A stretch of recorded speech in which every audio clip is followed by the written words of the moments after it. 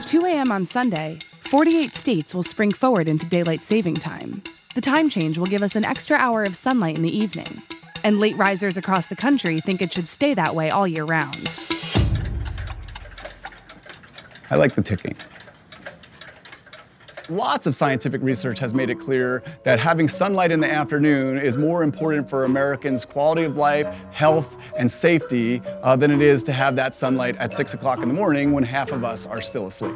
Steve Calandrillo has been studying the costs and benefits of daylight saving time and advocating for a permanent move to it for more than a decade. That once seemed like a quixotic effort, but no longer.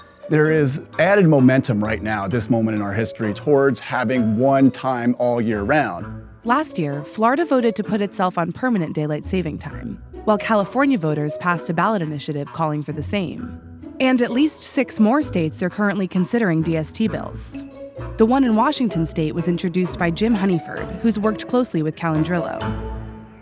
I'm very surprised at the number of people that don't want the time changes. They would like to stay on one time year around, and that surprised me that it was that great of interest in that. One way to get rid of a twice-yearly time change is to just stay on standard time.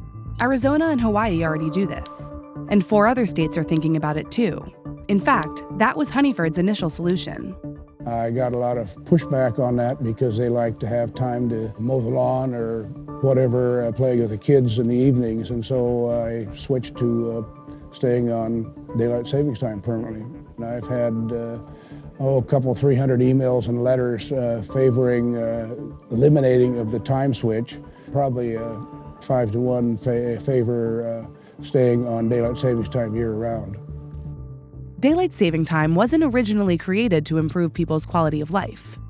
It was introduced during World War I to save energy, and brought back during World War II for the same reason.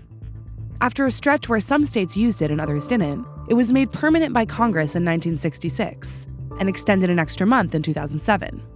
The term standard time is really a misnomer. It's not our normal anymore. Almost 8 months of the year we're actually on daylight saving time. People's opinion of daylight saving time often depends on when they or their kids wake up. But permanent DST does have concrete benefits, like reducing the number of fatal car accidents. The afternoon commute is also twice as dangerous overall as the morning commute because there's more alcohol in people's bloodstreams during the evening commute. The reality is that darkness kills, and darkness kills more in the evening than it does in the morning. If we can move 1 extra hour of daylight into the evening hours, we can save hundreds of American lives per year. Preventing crime. Criminals like to start their workday in the late afternoon and the evening hours, and they work into the late night. So by moving sunlight into the evening hours, you take away an hour from criminals' day. Helping keep down lighting and heating bills, and later tea times. Still, even if states do pass year-round daylight saving time, there's one last bureaucratic hurdle. It takes a literal act of Congress for them to make this switch. Time for the pro-sunlight lobby to get to work.